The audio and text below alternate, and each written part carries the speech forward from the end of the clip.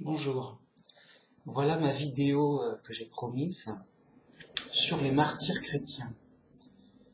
Et je pense que c'est très intéressant à savoir pour nous encourager dans les épreuves. De vraiment savoir que même s'il nous arrive le pire, euh, il faut plutôt regarder la récompense qu'on va avoir et que de toute façon on ne peut pas échapper aux épreuves et il nous arrivera ce qui nous arrivera. Et donc, ces récompenses, elles sont faites pour compenser les problèmes, les injustices, vous voyez. C'est comme si donc quelqu'un a eu une injustice, on lui a détruit sa voiture. On arrête le coupable est en prison, ok. C'est bien, mais le gars, il a pas de voiture. Il dit, j'ai perdu ma voiture. Alors, on lui donne une voiture plus belle et meilleure que celle qu'il a perdue. Il dit, ok, ça me va, ça rééquilibre les choses.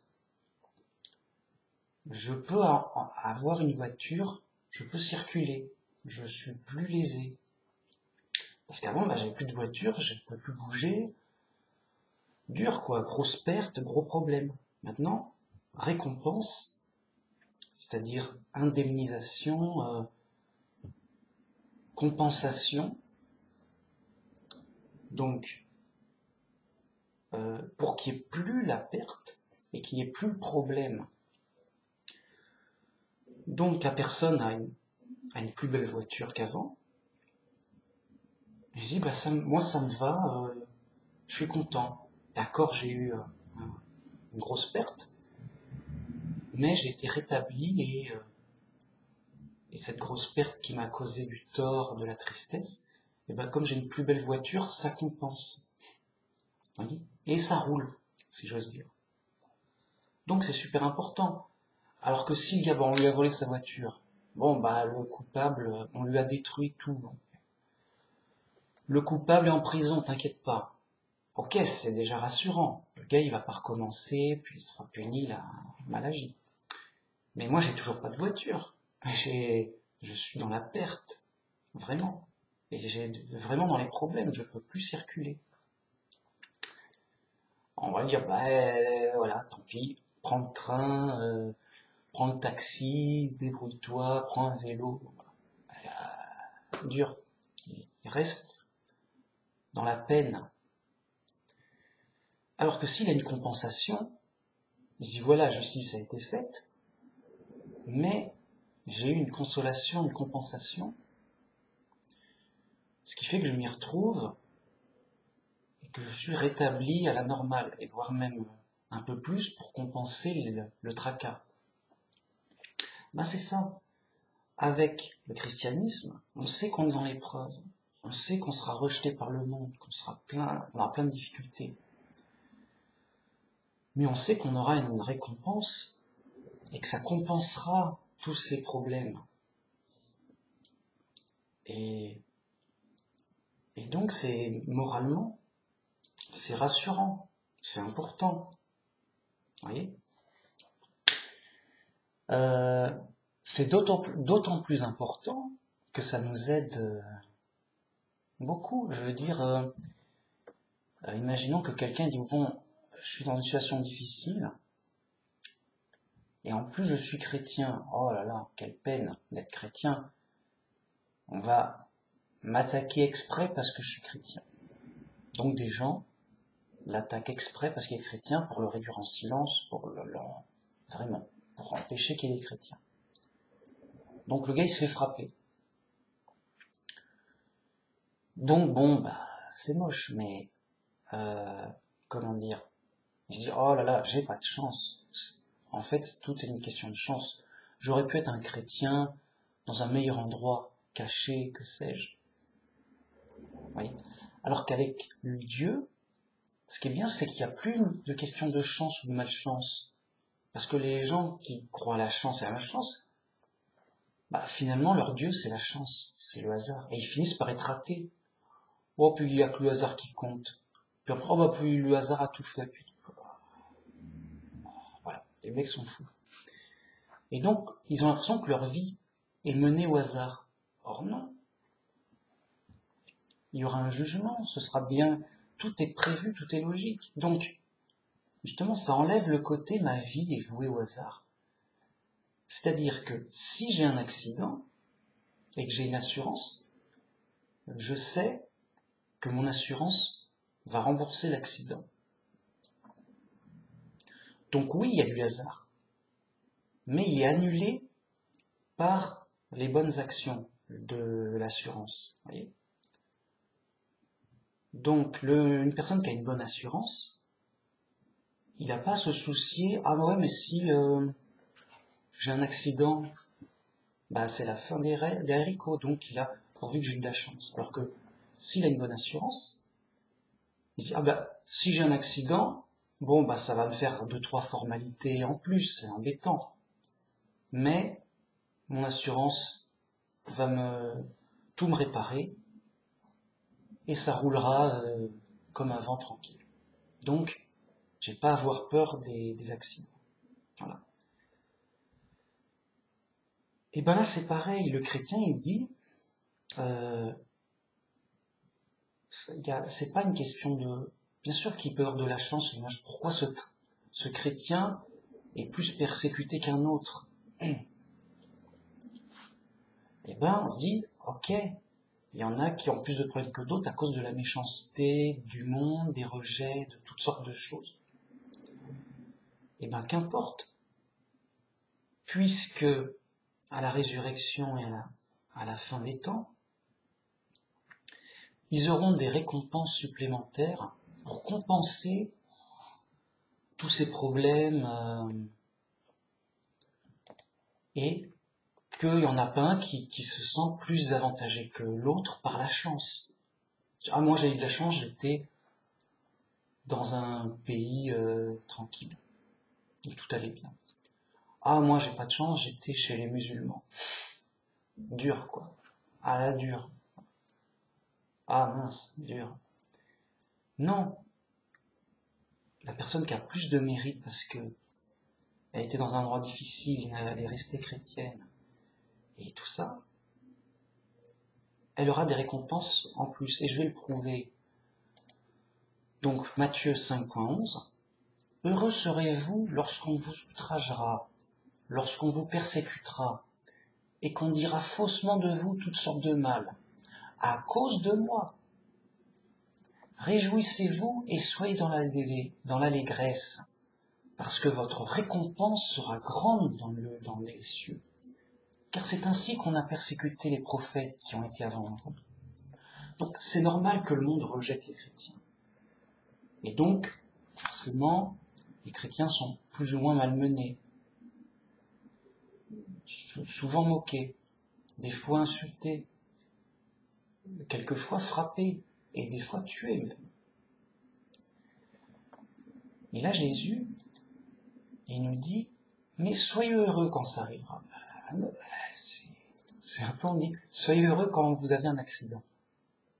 Ben non, c'est un accident, ça fait mal et il y a des pertes. Mais là, Jésus dit, soyez heureux parce que vous avez une super assurance qui vous donnera des récompenses en plus, et pour compenser, et pour rajouter pour la peine reçue, et pour vous donner plus de récompenses qu'à la normale. Donc il dit, réjouissez-vous et soyez heureux dans l'allégresse, parce que votre récompense sera grande dans les cieux. Et en effet, après le jugement, il y aura des punitions pour les coupables, mais il y aura des récompenses pour les méritants et pour les gens qui ont souffert à cause du Christ.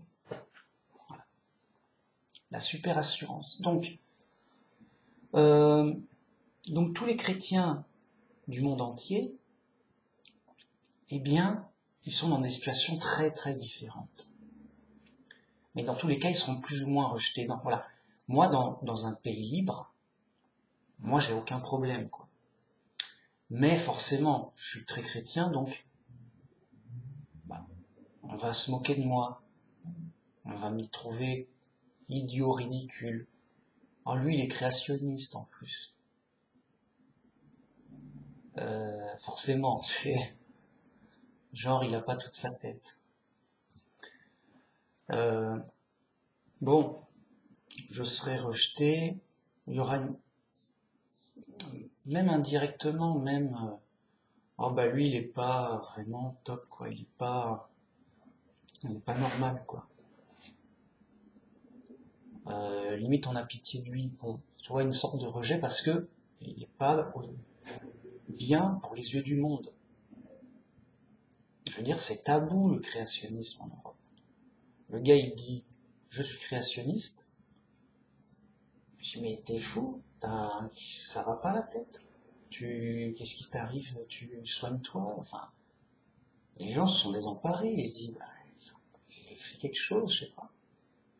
Enfin le gars bon c'est un simplet, c'est un et il est à l'ouest. Ouais.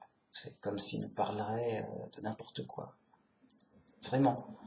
Donc forcément il y a du rejet. Donc le gars il dit bon je suis chrétien et tout, oui bah c'est bien. Écoute, c'est pas ça nous intéresse pas, c'est pas comme ça qu'on va gagner le gros lot, quoi. Les gens, ils cherchent la gloire du monde, les choses du monde. Ils cherchent pas à être chrétien, humble, petit, fragile, faible, et puis quoi encore? Et ça sert à quoi? Voilà, ça sert à quoi? Donc forcément, il y a un rejet. Donc, dans un pays libre et prospère en paix, bah, ce rejet, il peut être léger. Il peut être juste, bon, de la moquerie. Allez, au pire, on se moquera de moi. Voilà, bon. Mais dans d'autres pays, ça peut être très grave et bah, il y a les pays musulmans, ils tuent les chrétiens. Ah oui, ah bah c'est officiel.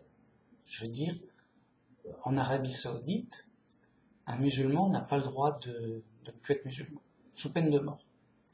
Donc un musulman qui dit tiens, ben, finalement je crois dans le christianisme, je veux être chrétien, je suis chrétien.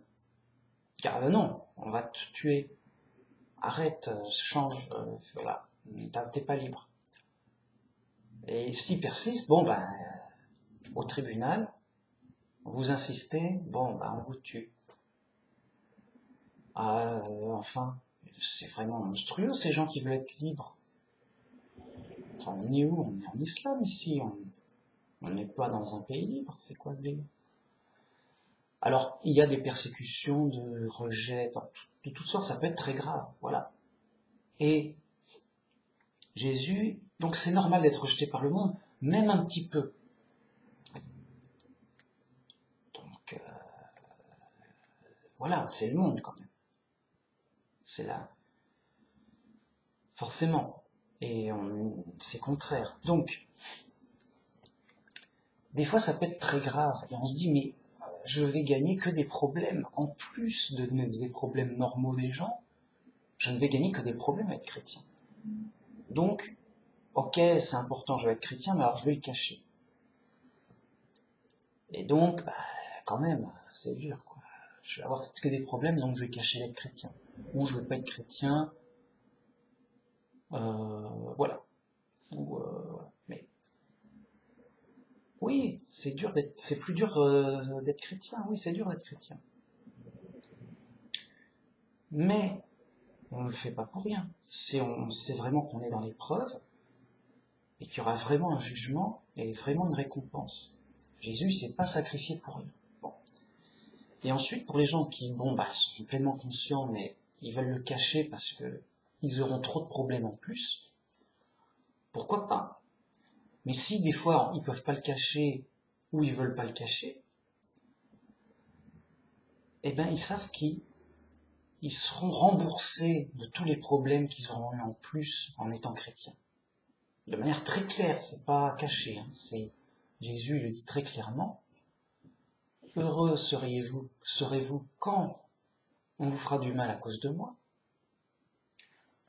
Vraiment, soyez heureux et soyez joyeux dans l'allégresse même, car votre récompense sera très grande dans les cieux. Pourquoi être heureux? Même. On aurait pu se dire, oh zut, bon ok, on va me rembourser, mais j'aurais préféré ne pas avoir ça et ça aurait été pareil. Non, ça aurait pas été, c'est pas pareil justement. Je l'ai dit, une personne perd sa voiture qui coûte 1000 euros, on va dire. Non, pas 1000 euros. Il perd sa voiture qui coûte, on va dire, 10 000 euros. Il a une assurance très spéciale qui fait que on lui donne une voiture de remplacement, ok, mais une voiture qui coûte 100 000 euros, 10 fois plus. Alors le gars, bon, c'est un problème, il l'a pas tout de suite. Tu l'auras plus tard, ta voiture. Donc le gars, il attend, on va dire, une semaine ou deux que les formalités se fassent et tout ça. Donc problème de déplacement, il prend un taxi, tout, bon, dur et tout, machin. Puis après, il reçoit sa voiture à 100 000 euros, juste le haut de gamme, le truc de fou, quoi. Une voiture de luxe, vraiment. Je suis où là? On est où? Il sait plus où il est, quoi. Il se dit non, mais c'est la voiture de rêve, quoi. Je dis bon bah ok, non, c'est tout. Il en vient pas. Pensez que ce serait juste une meilleure voiture, quoi. Mais vraiment, il y a tout, télé, ordinateur, tout, il y a tout, il y a tout. Ventilo, climatisation, vitres blindées, genre tout et tout. Bon, il conduit, c'est super agréable à conduire, c'est très performant, en plus elle est super belle, c'est la classe et tout. Bon, il continue là. Puis après un peu de temps, il se dit mince, je suis heureux, je suis content. Pourtant j'ai eu un accident. Je vais pas être heureux d'avoir un accident. Mais ma super garantie m'a tellement bien remboursé en plus qu'à la limite je suis heureux d'avoir eu un accident. Oh, ça, c'était dur, mais quand même là j'ai la voiture juste le top incroyable. Elle fait tout ma voiture. Je veux dire téléphone, machin, je fais ce que je veux. Bon. Le gars il est content quoi. Plutôt, il est heureux quoi de son truc. Bah là c'est pareil. Heureux êtes-vous. On vous persécute. Voilà, le gars il m'a frappé parce que je suis chrétien. Ça fait mal, dur. L'épreuve est dure déjà. Et en plus on a une épreuve en dur. Oh là là, dur. J'ai reçu des coups, j'ai eu mal. Je suis vraiment triste et au fond quoi, grave. Dur, dur, dur. Puis il se rappelle les paroles du Christ. Il se dit mais heureux serez-vous quand on vous persécutera à cause de moi. Il dit mais ils m'ont frappé parce que j'étais chrétien. Si j'étais pas chrétien, il m'aurait pas frappé. Donc j'ai vraiment souffert pour le Christ. J'ai vraiment souffert pour ma foi. J'ai vraiment souffert parce que j'étais chrétien. Ok, mais je colle avec les promesses du Christ. Heureux serez-vous, vous aurez des récompenses. Et le mec, ça le réconforte parce qu'il est dur dans l'épreuve. Il souffre, il a juste dur quoi. Et donc ça le réconforte. Et il se dit mais ça ne sera pas pour rien. Ça ne comptera pas pour rien. J'aurai vraiment des trucs en plus, une récompense en plus, vraiment. Je serai heureux. Et je souffre avec le Christ et je me garantis que je vivrai avec le Christ parce que j'ai souffert avec le Christ. Et j'aurai une récompense. Plus que si ça n'était pas arrivé. Et donc, s'il comprend bien la Bible, parce que c'est rare les chrétiens qui comprennent bien la Bible. Et juste simple, hein, pas des trucs très lointains, très compliqués, juste la base. Hein. C'est rare les chrétiens qui comprennent la base. Je vous assure. J'espère qu'il y en a plus que je le crois, mais j'ai l'impression que c'est rare. Et la base, hein, simple, attention. Là, c'est de la base simple qu'on fait. Là, on parle aux enfants, là. Ok, donc, le gars, ça le réconforte. Il dit, oui, mais d'accord, mais ce sera bien pour plus tard, après la mort, et ça risque de m'arriver encore, donc dur. Mais après, il se rappelle encore du Christ, il dit, oui, mais le Christ aussi a souffert jusqu'à la mort, c'était l'épreuve dure, mais ça vaut vraiment la peine, il y aura vraiment des récompenses, c'est vraiment des récompenses inouïes.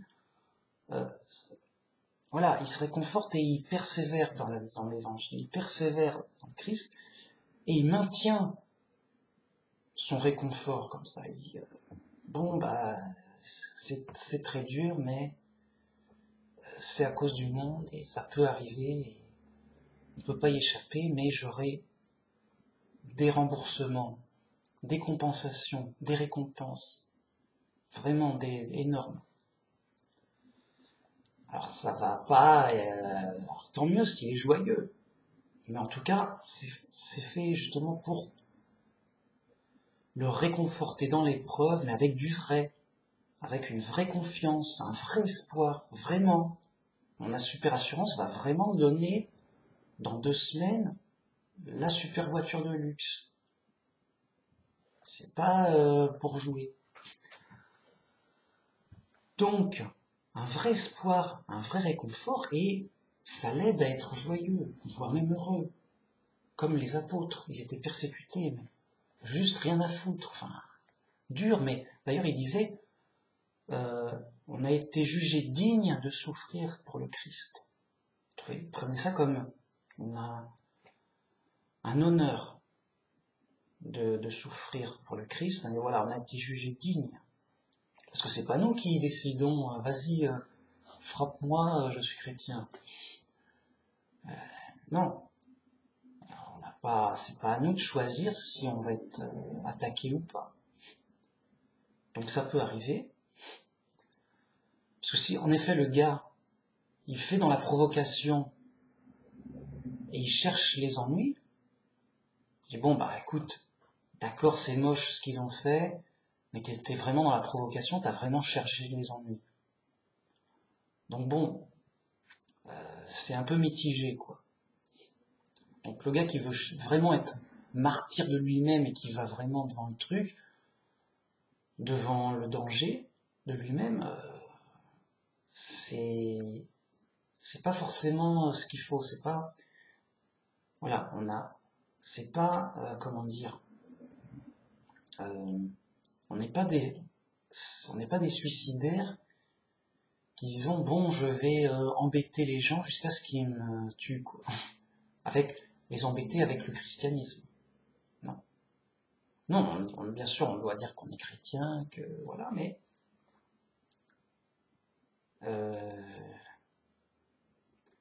donc c'est pas, on peut pas choisir, et c'est pas à nous de choisir si on sera persécuté ou pas. Alors bien sûr, si on le cache, on choisit de ne pas nous persécuter, mais si on le cache pas, bah c'est le choix des autres. Vous voyez, c'est pas notre choix, c'est le choix des autres. Nous on dit juste, bah je suis chrétien, bah, c'est ma liberté légitime de ma croyance quoi. Donc je suis chrétien, je fais savoir au besoin à l'occasion. Voilà. Et si les autres choisissent de me faire du tort pour cette raison, bah, c'est leur choix à eux, ce sera leur punition à eux. Voilà. Et moi, ce sera mes récompenses et mes compensations grâce au Christ. Parce que j'aurai souffert pour le témoignage, souffert pour ma foi. Ça, c'est le cas général, simple et basique. Maintenant, passons aux récompenses des martyrs. C'est-à-dire, quand je dis martyrs, c'est les gars, ils ont été tués, quoi. Alors, on a vu qu'il y aura des récompenses pour tout problème, même des insultes qu'on nous fait parce qu'on est chrétien. Mais après, ça peut aller très loin. Jusqu'à des martyrs, des gens qui souffrent énormément et qui seront tués. Ok. Et bien là, on va parler du cas des vrais martyrs, c'est-à-dire ceux qui souffrent énormément jusqu'à se faire tuer. Alors, ça doit être des martyrs pour leur foi. C'est-à-dire qu'ils ont été tués, pas pour leur voler leur argent, pas pour je sais pas quoi d'autre. Mais parce que vous êtes chrétien, on va vous tuer. Ok. Donc, ce n'est pas des martyrs à la manière de l'islam et des musulmans. Eux, ils disent martyrs quand ils tuent des innocents, ou quand ils tuent leur ennemi, et qu'ils se font tuer en retour. Regardez ce bon musulman, ils l'ont tué parce qu'il faisait son devoir de tuer ses ennemis, quoi. Bon, c'est un martyr, il est mort dans un combat pour sa foi, pour imposer sa foi. C'est vrai, c'est fou. Il est mort pour imposer ou protéger sa foi. Mais en se battant. Voilà, c'est ça la différence. Un chrétien ne doit pas se défendre, ne doit pas se battre. Donc, admettons un croisé,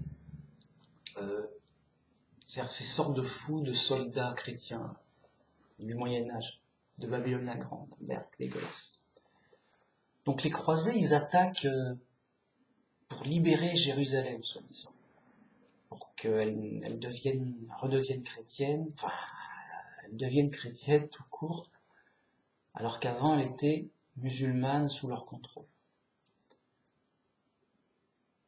Alors, ils sont en guerre, il y en a qui se sont tués, mais eux, c'est pas des martyrs du tout. Ils attaquent des gens, c'est des criminels. Juste, voilà. Admettons que des méchants païens ou autres tuent quelqu'un, enfin attaquent quelqu'un parce qu'il est chrétien. Ce chrétien se défend. Bon, il en tue 2, 3, il est armé, c'est un soldat, il se défend, mais il se fait tuer. Alors, il y a moitié martyr, parce qu'il n'est pas censé se défendre en tant que chrétien. Mais bon, il a quand même été tué pour sa foi, mais... Enfin, bon. Enfin, le martyr auquel je pense, c'est pas comme pour les musulmans, c'est-à-dire que c'est pas quelqu'un qui est mort en combattant dans une guerre de religion quelconque. Voyez. Donc, à la limite, quelqu'un qui se défend, l'assurance, elle est pas valable parce que, écoute, t'as préféré t'en sortir tout seul avec tes forces. Donc, voilà, si tu y arrives, tant mieux, si tu n'y arrives pas, tant pis. T'as pas utilisé la garantie de Dieu. Alors que si t'avais bien obéi à tout, t'es sous la garantie de Dieu, c'est-à-dire, je me défends pas. Le gars, il décide de te tuer. T'es sous garantie, quoi. C'est clair.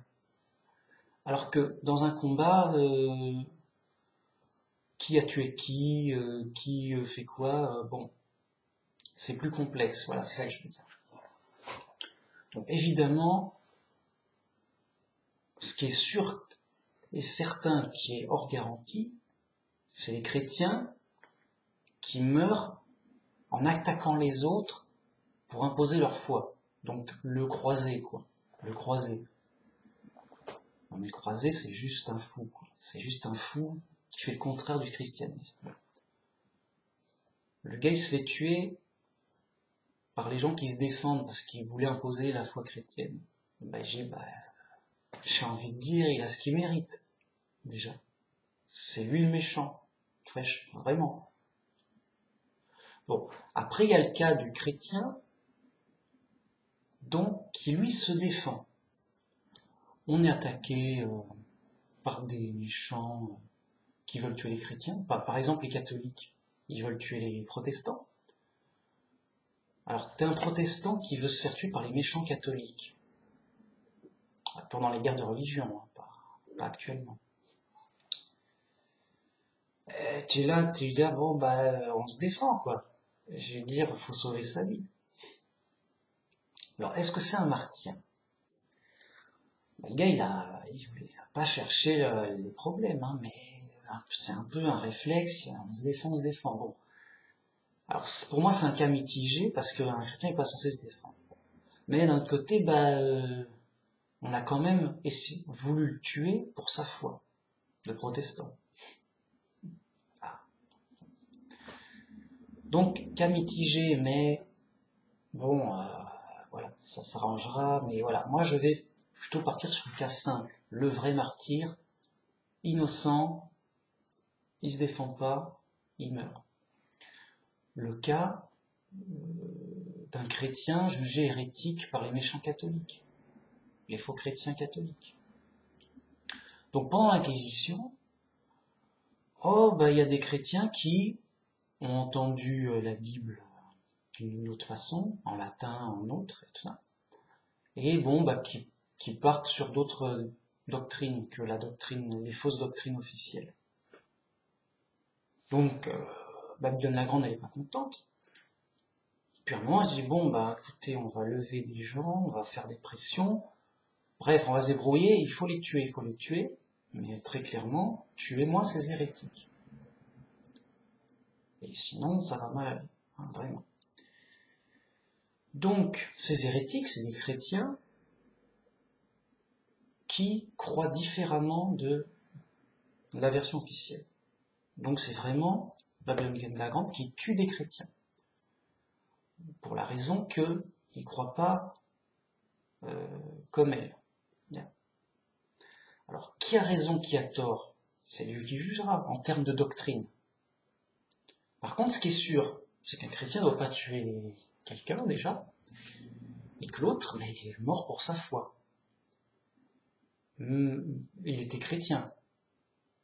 Selon lui, selon sa foi et sa compréhension de la Bible, et quand bien même il aurait fait une erreur, on l'a bien tué pour sa foi.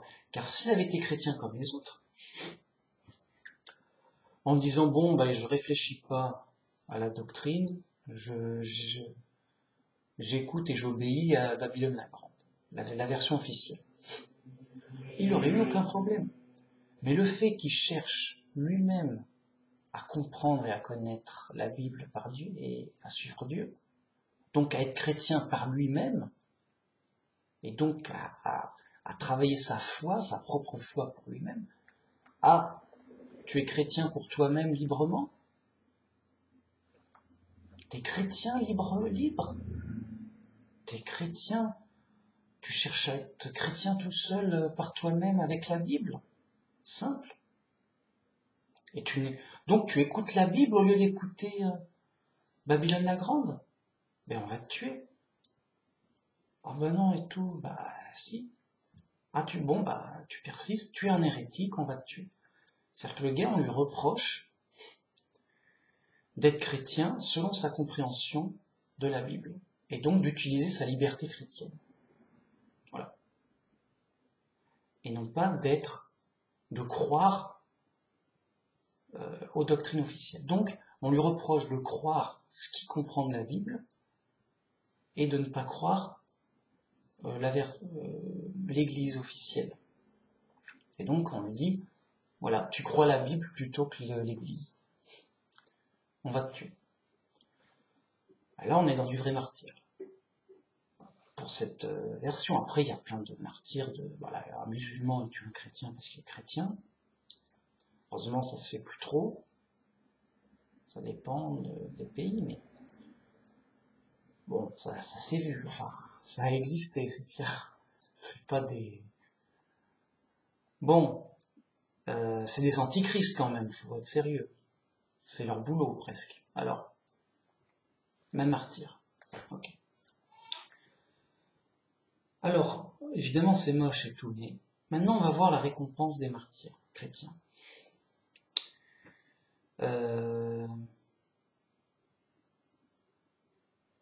Bon. Il y a peut-être des cas particuliers, mais on va faire déjà dans le cas simple. Révélation 20.4. Et je vis des trônes, et à ceux qui s'y assirent fut donné le pouvoir de juger. Et je vis les âmes de ceux qui avaient été décapités à cause du témoignage de Jésus et à cause de la parole de Dieu, et de ceux qui n'avaient pas adoré la bête ni son image, et qui n'avaient pas reçu la marque sur leur front et sur leurs mains. Ils revinrent à la vie, et ils régnèrent avec Christ pendant 1000 ans. Ah. Alors là, c'est un passage après Armageddon, donc Jésus vient avec son armée d'anges pour conquérir et vaincre le monde. La bête et le faux prophète sont jetés au feu, détruits quoi.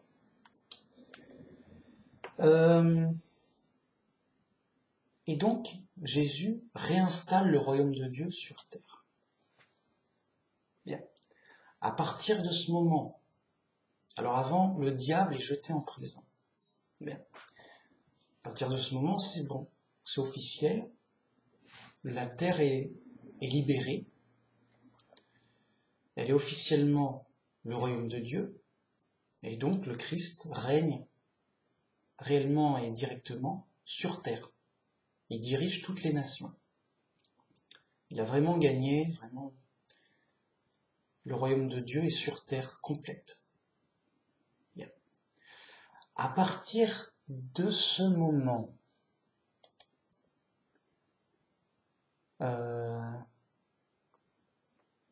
donc il y a des trônes et il y a des gens assis pour juger. Donc il y a un jugement. Qui est martyr? Qui n'est pas martyr? Ça se fait pas. Il y a des gens sur des trônes pour juger. Bien. Et on nous dit, les âmes de tous ceux qui ont été décapités à cause du témoignage de Jésus et à cause de la parole de Dieu. Et ceux qui n'ont pas adoré la bête et qui n'ont pas reçu la marque de la bête. Ils revinrent à la vie, c'est-à-dire ils sont ressuscités, eux seuls sont ressuscités. Et ils régnèrent avec Christ pendant 1000 ans. C'est-à-dire qu'il y aura 2 vagues de résurrection. La première vague de résurrection, c'est pour les martyrs. La deuxième, c'est pour les autres. Les autres, quoi. Tous les autres.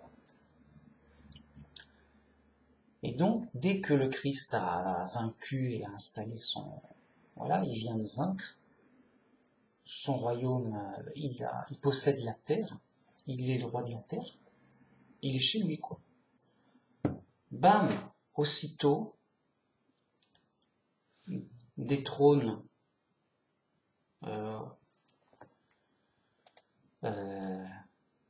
avec des juges dessus, donc des gens à qui on a donné pouvoir et autorité pour juger, font leur boulot pour savoir qui est martyr, qui n'est pas martyr.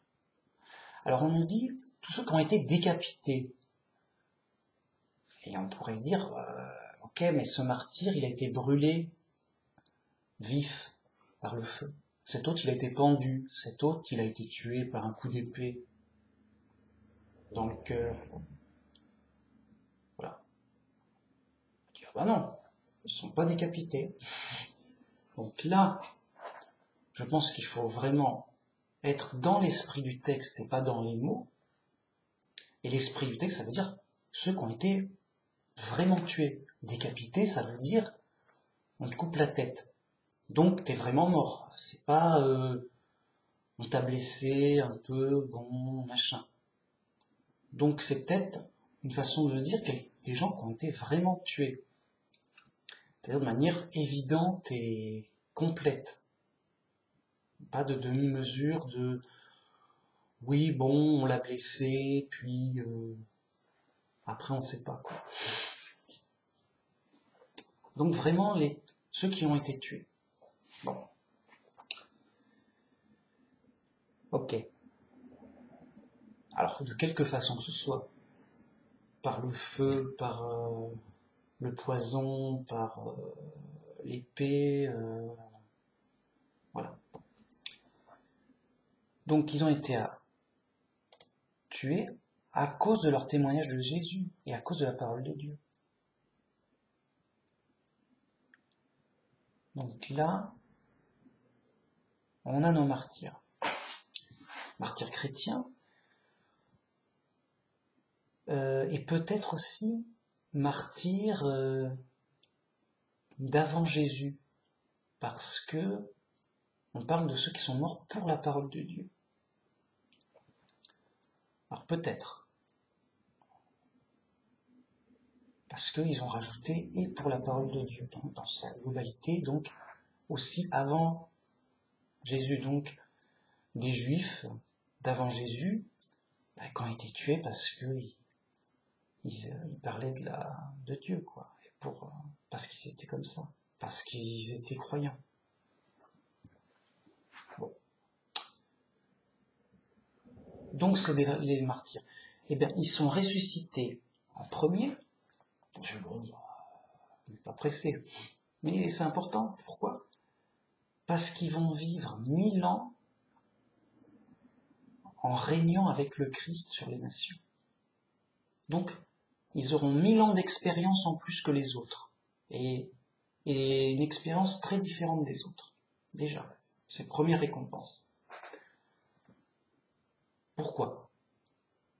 Parce que après, la situation sera complètement différente. Donc, ces 1000 ans, c'est une circonstance unique. Pendant 1000 ans,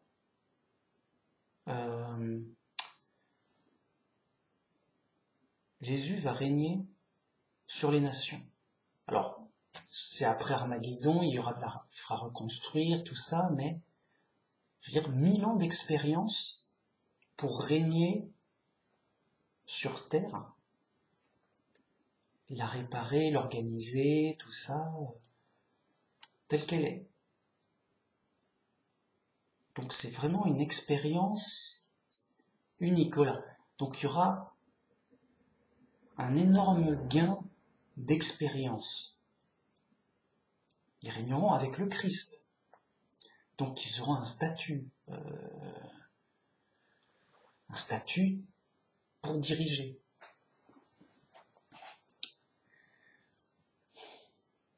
Je poursuis.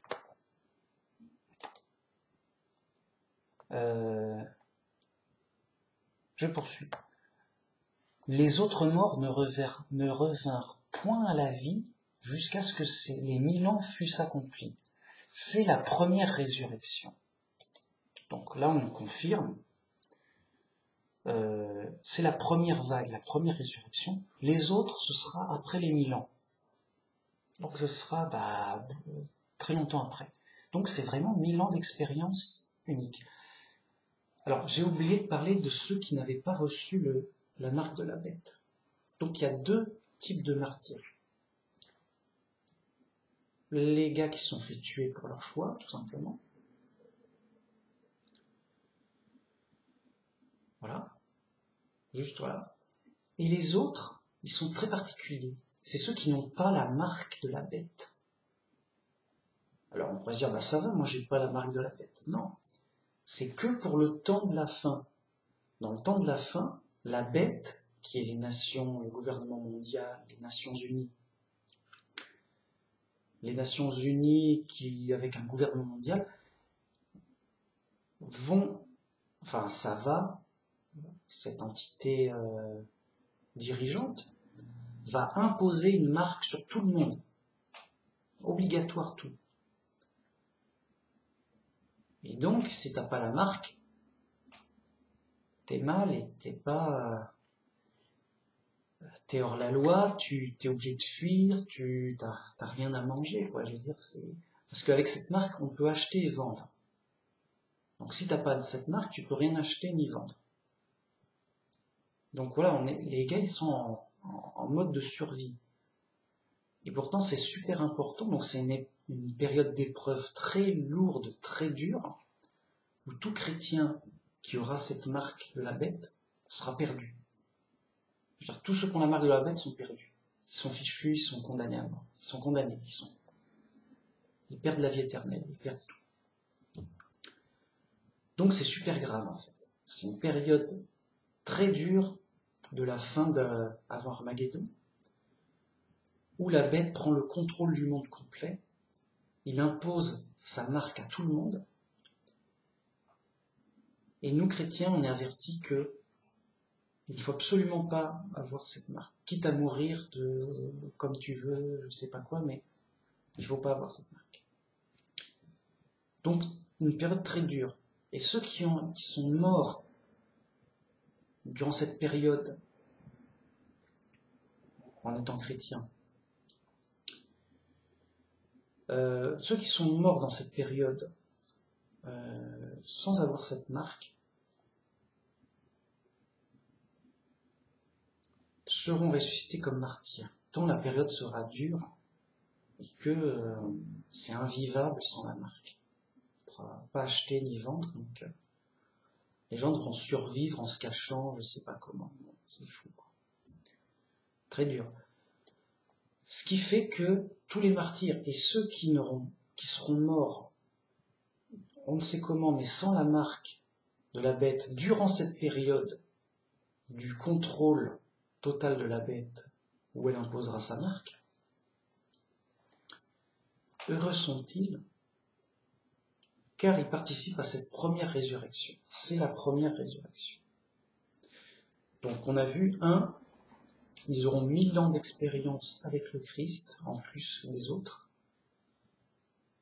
où ils dirigeront les nations, et donc ils auront une expérience de connaissance du monde pendant 1000 ans quand même, c'est super long, et en dirigeant avec le Christ le monde, pour bien connaître le monde, bien connaître les problèmes, qu'est-ce qu'il faut faire, qu'est-ce qu'il ne faut pas faire.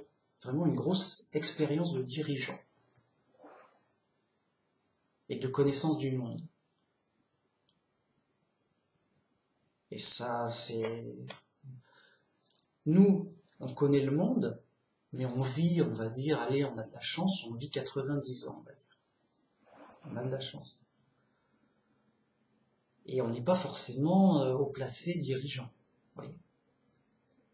Donc, nous, entre guillemets, un humain normal, il a 90 ans d'expérience du monde. Et dans de mauvaises conditions, enfin dans des conditions d'épreuve. Voilà. Eux, ils auront un corps d'ange.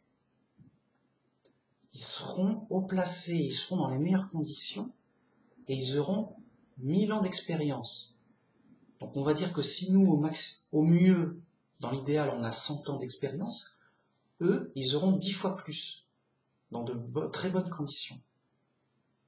Donc vous voyez, ils seront comme des humains qui ont 10 fois plus d'expérience à la fin, et dans de très bonnes conditions. Donc vous imaginez l'avantage d'expérience humain fois 10, déjà, d'emblée, cadeau. Ok, c'est le premier cadeau. Mais il y a encore mieux. Je poursuis. Heureux et saints ceux qui ont part à la première résurrection. La seconde mort n'a point de pouvoir sur eux, mais ils seront sacrificateurs de Dieu et de Christ, et ils régneront avec lui pendant 1000 ans. Voilà. Donc, sacrificateur, c'est-à-dire un prêtre qui a l'autorité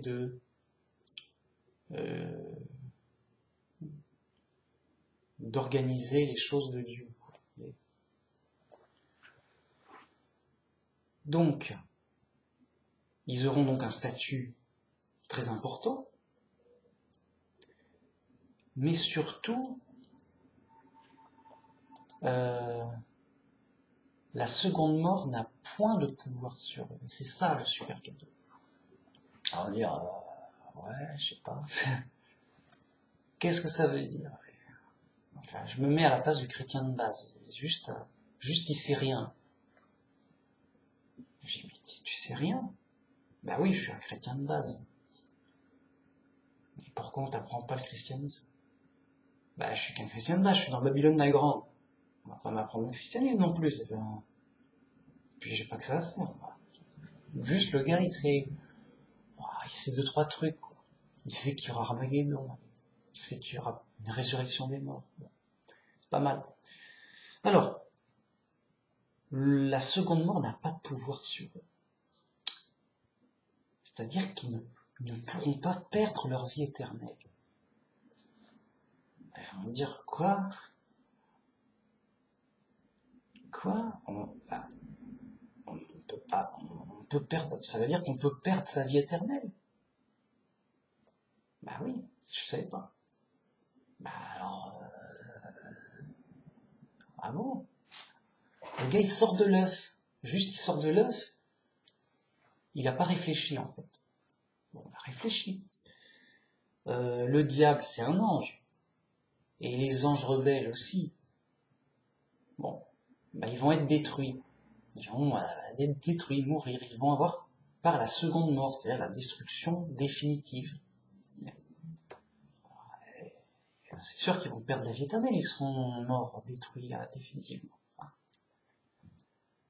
ouais, mais c'est normal, ils sont rebelles. Ben oui, c'est normal, ils sont rebelles. Parce que, voilà, la justice a quand même cours au royaume de Dieu.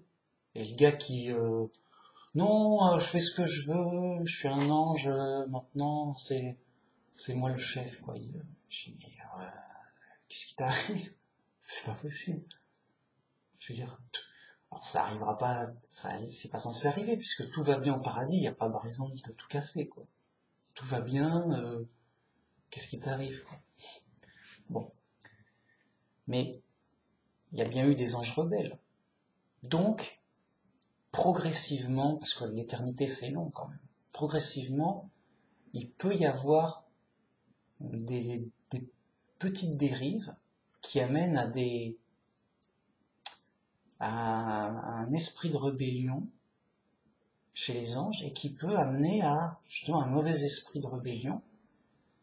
Et plus tard, alors là on est sur du long terme, amener à de la rébellion ou des injustices à cause des anges. Et ça s'est vu dans les textes.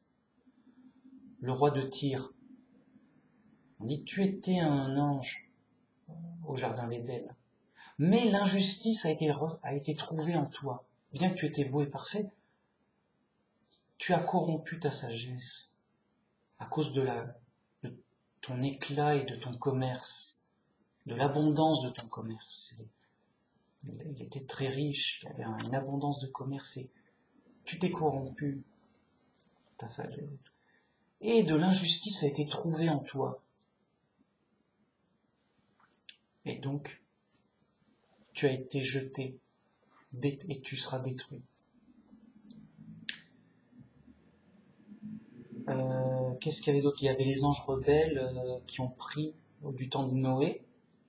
Ils sont allés sur terre. Je dis, bon, bah, ils ont vu que les femmes étaient belles. Je dis, mais il y a des belles femmes ici. Ouais. Et alors? Nous, bah, écoute, on fait ce qu'on veut, quoi. On prend des femmes, et ils ont pris des femmes humaines. Ils ont eu des enfants avec. Ça a fait des demi-dieux, des sortes de titans, des géants. Des géants, des trucs bizarres, quoi, mais voilà. Et ils ont été jetés en prison. Ça devait pas être très légal, quoi. Donc, voilà. Il peut y avoir des injustices, des dérives, avec le temps. Pourquoi? Parce qu'un ange, il a toujours et totalement son libre arbitre. C'est juste que comme il est au paradis, il y a aucune raison de mal agir, il va pas voler le pain du voisin alors que il sait pas quoi en faire du pain. Il en a tenté plus. Vous voyez? Je veux dire, il a tout ce qu'il veut au paradis. Il n'y a même pas vraiment de raison d'être jaloux. Vous voyez? Donc, bah, Et en plus, c'est un ange, c'est-à-dire que il faisait partie forcément du peuple de Dieu. Donc dans une bonne éducation, en tout cas, bien orienté vers la justice et la générosité. Donc il n'y a vraiment aucune raison que ça arrive. Mais la liberté et le libre arbitre fait que ça peut arriver par orgueil souvent. Parce qu'il y a des anges super puissants, forts et tout, glorieux, qui leur orgueil gonfle, et finalement ils se croient super importants et ils veulent vous rappeler que le diable a montré ses vraies intentions. Les vraies intentions du diable, c'est qu'on l'adore, c'est qu'on le glorifie, c'est de se glorifier lui-même. Et donc ces anges très majestueux, très super et tout, à cause de leur éclat et de leur richesse surabondante, ils ont tendance à vouloir se glorifier eux-mêmes au lieu de glorifier Dieu. Et ils ont oublié que tout ça, c'est uniquement grâce à Dieu, et qu'ils sont rien sans Dieu.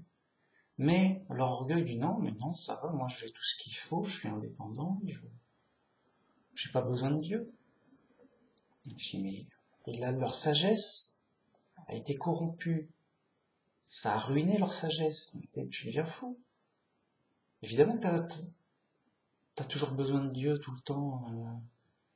Tu penses pas une seule seconde à être ton propre Dieu, autonome, et faire ce que tu veux, et de vivre sans Dieu. C'est pas possible, c'est le fou. Et donc par orgueil, tu dis non, mais moi je suis mon propre Dieu, adorez-moi, regardez comme je suis super, et ils se glorifient eux-mêmes. Et je suis ma propre gloire. Tout ce que j'ai fait, tout ce que j'ai, c'est grâce à moi. Tout est grâce à moi. Je suis vraiment glorieux. Ils se glorifient eux-mêmes. Du coup, ça dérive, forcément. Et à la fin, ça donne le diable et les rebelles, les anges rebelles. Bon. Quel est le destin du diable et des anges rebelles? C'est ça. Bon. Alors, quelle est la récompense? Alors donc, ils auront la seconde mort. C'est-à-dire, un ange, il fait un truc de travers. Bon, si c'est grave, écoute, t'es condamné à mort. Ah non, mais c'est trop bête, j'avais la vie éternelle. Oui, mais on est où là? Ça se fait pas. T'as fait une injustice grave. Regardez Adam. Il était dans le jardin d'Éden. Il était immortel. Il pouvait vivre pour toujours. Il mangeait de l'arbre de vie et il mangeait pour... Et il vivait pour toujours. Il était censé vivre pour toujours. Et Dieu lui a dit, ne mange pas ce fruit, sinon tu mourras. Donc, attention, désobéis pas, sinon c'est une peine de mort. Ok. Donc Adam, il est au jardin d'Éden, tout va bien, il est heureux, il a sa femme et tout. Mais le diable fait une tentation, les induit en erreur, tout ça. Et Ève mange du fruit, en propose à Adam, bon, ils en mangent. Et donc ils meurent. Ils ont désobéi à un ordre grave et important, alors qu'ils pouvaient vivre pour toujours. Du coup, Adam est mort à 930 ans. C'est dommage. En plus, en étant dans les difficultés, dans les épreuves, parce qu'il était rejeté du jardin d'Éden, donc il devait survivre comme il pouvait, dur, quoi. C'est pas 930 ans au paradis. C'est 930 ans, en majorité, dans la nature perdue, quoi. À survivre, à travailler, dur. Tu gagneras ton pain à la sueur de ton front. Alors, dur. Non, donc punition, peine de mort. Bam. Vous voyez? Donc, mais alors, c'est super génial. En fait, c'est des anges qui ne peuvent plus mourir. Contrairement aux autres, il y a les anges qui peuvent mourir et les anges qui ne peuvent pas mourir. Ah, oh, oh, oh, oh, oh, oh. Alors, c'est très sérieux, hein. Là, je mets un peu d'ambiance, mais c'est super sérieux. Alors, je veux dire, ne croyez pas, croyez la Bible, s'il vous plaît. Donc, la seconde mort n'a aucun pouvoir sur eux. La seconde mort, c'est la mort définitive. Le diable va être jeté dans le lac de feu, qui est la seconde mort. Le diable va avoir la mort définitive. Pareil que les anges rebelles. Bon. Et donc, si un ange fait quelque chose de très grave, alors que c'est interdit, tout ça, ben on dit, bon, bah, mort définitive, mec. Ah non, mais c'est... Ah bah oui, mais... on est où, là? Il y a une loi, il y a une justice. Bon. Pareil pour Adam. Il vivait pour toujours dans le jardin d'Éden. Il a désobéi, il a mangé du fruit. On l'a prévenu. Si tu manges, tu vas mourir. Il n'y a pas de hasard. C'est pas un coup de malchance. C'est vraiment de sa responsabilité coupable. Bon. Là, il est mort. Voilà. Et le diable et ses anges vont mourir à la fin. C'est réglé d'avance. Bon. Donc, là-dessus, c'est sûr et certain. On désobéit à Dieu, on meurt. Qu'on soit un humain ou un ange. Et voilà, il n'y a que Dieu qui est... enfin, quoi, je veux dire, on fait pas ce qu'on veut avec Dieu. Je veux dire, c'est quand même Dieu. Je veux dire, tu désobéis à Dieu, ça se passe mal, au minimum.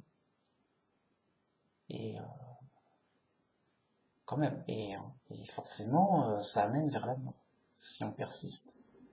Même si c'est trop grave. Bon. Là, c'est sûr et certain. On est dans du 100% vrai, il n'y a pas de discussion. Même si les chrétiens, peut-être ils ignorent, maintenant ils le savent, ou en tout cas ils ont intérêt à le savoir. Ils vont savoir la vérité. Je veux dire, c'est clair, c'est dit, bon, ok. Maintenant, passons à nos anges qui ne peuvent pas mourir. Je dis, ils ont bien de la chance, ceux-là. Oh, qu'est-ce qui se passe? La seconde mort n'a point de pouvoir sur eux. Alors, on a vu qu'ils avaient un gain d'expérience énorme, en plus des autres. Donc ce seront des anges d'une autre catégorie. C'est les anges qui ont quand même vécu 1000 ans de plus en gérant le monde avec le Christ, pour gouverner. Non. En tant que sacrificateur, prêtre. Bon. 1000 ans d'expérience. Là, déjà. Voilà, c'est des anges d'une autre catégorie. Ces anges d'une autre catégorie, ils ont encore un truc spécial. On ne peut pas les détruire définitivement. Il n'y a pas. Il ne peut pas. Voilà. C'est Dieu a voulu que non. C'est pas moi, c'est Dieu. Bon. Dieu a voulu, non. Eux, c'est les martyrs. Alors, qu'est-ce qui va se passer? Parce qu'ils auront encore leur libre arbitre. Donc, imaginons qu'un ange de cette catégorie fasse des bêtises ou fasse quelque chose d'interdit. Que ça se fait pas. Et il aura des punitions, même des graves punitions, mais jamais jusqu'à la mort. C'est ça que je veux dire. Donc, il y a un ange lambda qui vraiment fait quelque chose de grave, mais au point de mériter la mort. Bon, on le tue. Point. Condamné, c'est un coupable, condamné à mort. Bam, bam. Un ange de la catégorie des martyrs fait la même chose. Je dis, mais ça se fait pas. Coupable. Ah, mais lui, c'est un spécial martyr. D'accord, il aura une punition très lourde. Il aura une punition très lourde. Pour vraiment pas plus qu'il recommence. Il va le regretter, c'est sûr. Mais pas au point de mourir définitivement, et donc il gardera sa vie éternelle. C'est ça qui est intéressant. C'est-à-dire qu'il sera toujours dans un domaine de punition-rééducation. C'est-à-dire, tu as fait un crime grave, tu mérites la mort, mais comme tu es un ange spécial, tu auras une très lourde punition et avec une rééducation très spéciale, pour que ça n'arrive plus déjà, évidemment, et que tu te remettes dans le bon chemin. Normalement, ça va être dur, c'est vraiment une punition, mais jamais une punition fatale et définitive. Donc, il pourra se rééduquer et revenir sur le bon chemin, et donc, il ne perdra pas sa vie éternelle et le paradis. Alors, il ne sera pas forcément à envier en tant que oui, lui, il fait ce qu'il veut. Non, ce sera vraiment, il y aura des punitions. Voilà. Donc l'autre, il a la condamnation à mort. L'autre, il a vraiment des punitions dures jusqu'à ce qu'il regrette, et des chaînes ou n'importe quoi pour le rééduquer ou l'empêcher de mal agir au maximum. Et normalement, il savent y faire. Dieu, il sait y faire en tout cas. Si vous ne savez pas, lui, il sait. Et donc, il est réhabilité, et il ne peut pas, il peut pas perdre sa vie éternelle. Donc, il garde l'essentiel, c'est ça que je veux dire. Il garde la vie éternelle et le paradis. Alors là, il va en chier, enfin, il va avoir une période dure quand même, mais c'est normal, la justice l'impose. Je pense que vous avez compris le concept. Sachant que il pourra peut-être même après mal agir, recommencer. Oh mais c'est la deuxième fois. Tu te moques du monde. Ah non mais t'es un dur toi. Qu'est-ce qui se passe? Bon, repunition, plus dure, rééducation plus poussée, que sais-je. Dieu il sait y faire, je veux dire, voilà, Dieu il sait y faire, grave. Réhabilitation, etc. Vous voyez l'intérêt?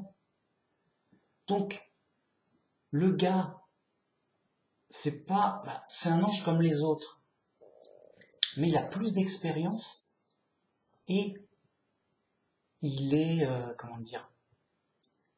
il est entre guillemets sauvé de toute condamnation fatale. Parce que, bon, alors, sur le coup, on peut se dire, ouais, mais quelle drôle d'idée de faire des injustices graves au paradis. Pourquoi il y a le diable et les anges rebelles? Parce qu'il y a par toutes sortes de tentations, toutes sortes de bizarreries, voilà, je sais pas. Donc imaginons que le diable tente ce genre d'anges. Oui, ils seront punis, mais eux,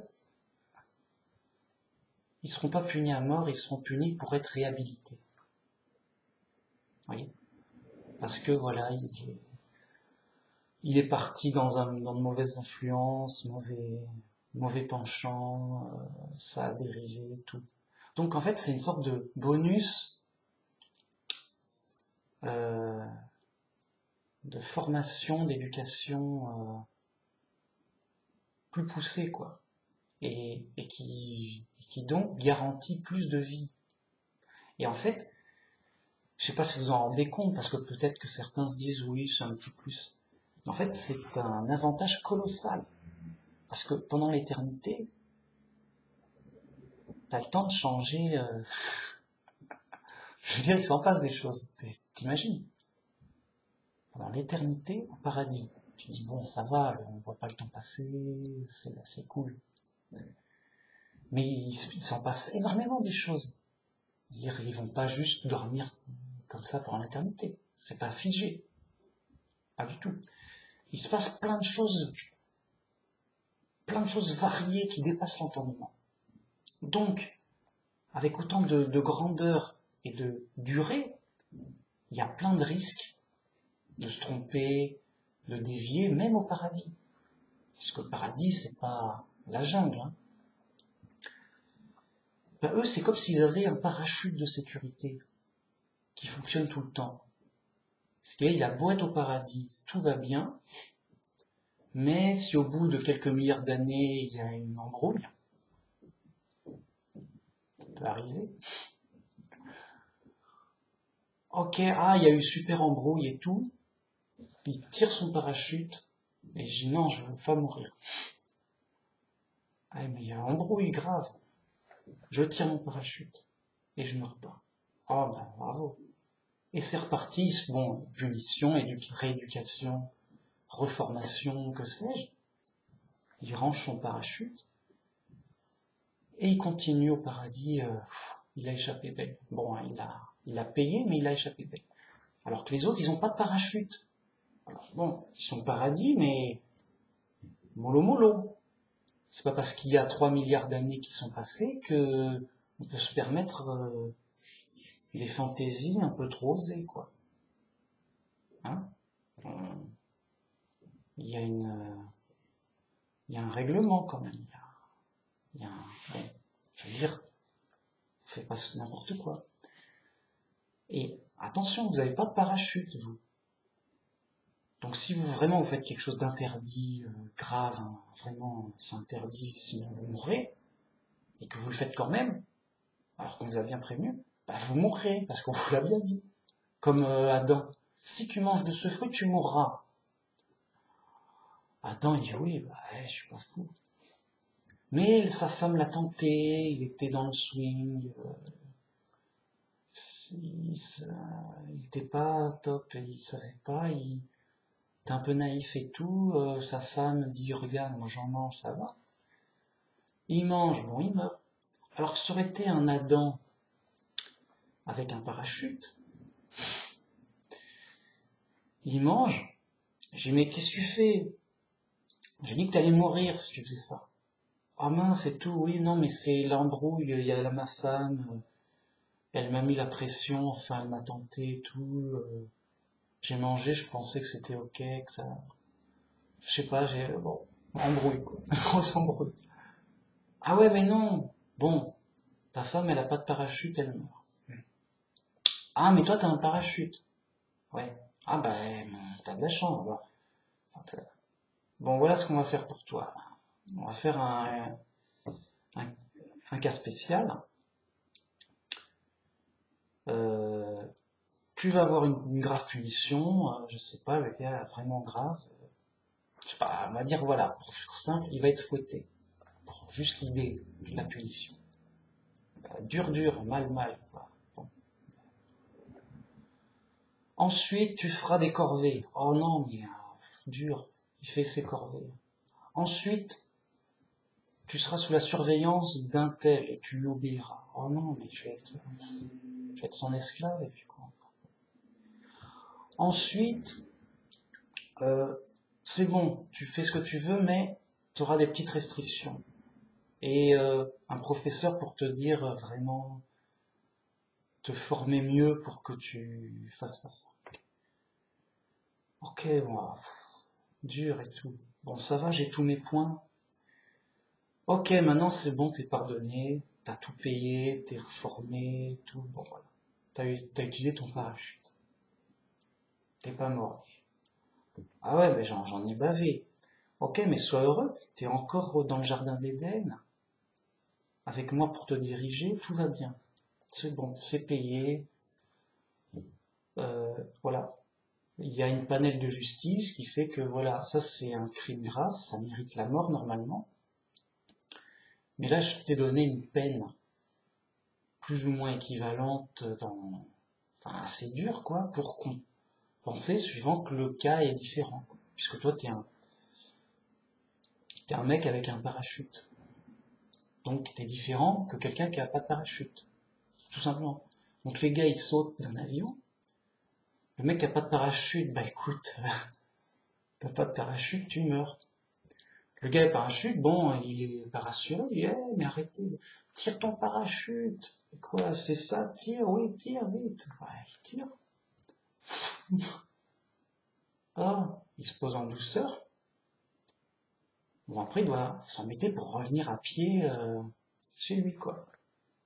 Mais au moins, il est pas mort écrasé. Oui. Donc, vous comprenez l'avantage énorme, juste colossal même.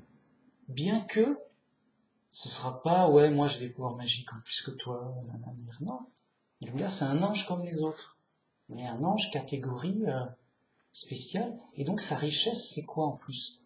De l'expérience et d'être plus proche, plus spécial de Dieu. Et donc, qu'il puisse pas mourir. Oui.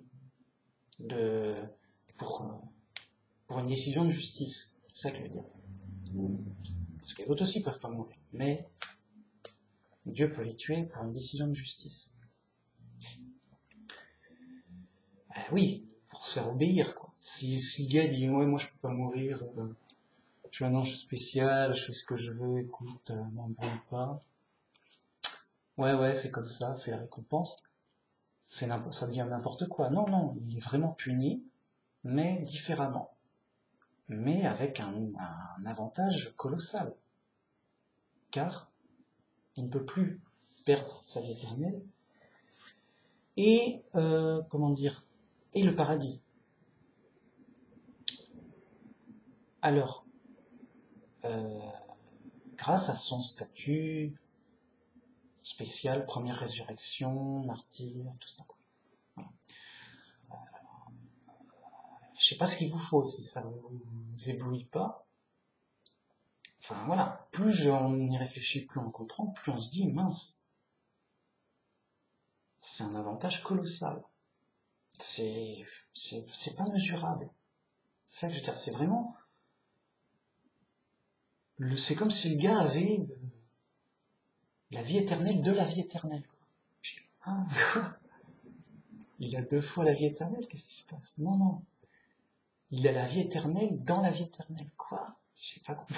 C'est ouais, le gars, il peut pas perdre sa vie éternelle, quoi. C'est bien. Je trouve. Enfin, je sais pas ce qu'il vous faut, mais c'est bien. C'est même génial. Donc le gars, à la résurrection, la première résurrection, oh non, mais j'ai trop souffert et tout, ils étaient méchants. Ils m'ont tué et tout, vraiment, juste parce que je suis chrétien. Oh, c'était très dur, il pleure et tout. Non, non, je veux plus, je veux plus que ça arrive. T'inquiète pas, tu es un ange spécial maintenant, ça t'arrivera plus. Pour cause, tu seras toujours un ange, quoi. Au paradis, attention. Pas... Et par rapport aux autres, mince, le gars, voilà, c'est comme si au paradis, il y a des gens qui roulaient en voiture de luxe, génial, confort total et tout, et il y a d'autres anges, bah, c'est pareil, ils ont les mêmes voitures de luxe, sauf qu'elles sont indestructibles et invulnérables. Donc quand bien même il y aurait un accident très rare, parce que la vie éternelle c'est long, on a tous les 1 milliard d'années, c'est long 1 milliard d'années, je sais pas. Enfin, tous les 100 milliards d'années, il y a un accident grave qui arrive. Et voilà, il y a un mec qui s'est fait écraser en voiture. Oh non, dur et tout. Le mec il arrive, un accident grave. Bam. Bah non, mais ma voiture elle est un blindé invincible. Il continue à rouler, quoi. Juste rien à faire, quoi. Waouh, génial. Juste tranquillité d'esprit, totale. Juste c'est bon. c'est invulnérable, laissez passer. Je dis, waouh. Alors que les autres doivent se tenir à carreau. Je veux dire, si je fais un truc injuste, peine de mort. Rappelez-vous Adam. Tu dis à Adam, si tu manges ce fruit, tu vas mourir. Tiens-toi à carreau, hein. Et Adam, qui était une intelligence comme nous, comme vous et moi, normal, c'est un humain comme moi. Adam, il a compris, il dit, oula, oh, c'est dangereux ça, oh. Ok, ce fruit-là, d'accord, je fais attention. Parce que j'ai pas le droit à l'erreur. C'est-à-dire, oula, attention. Si je mange ce fruit, je vais mourir. On est toujours à l'esprit, il dit, oula, attention.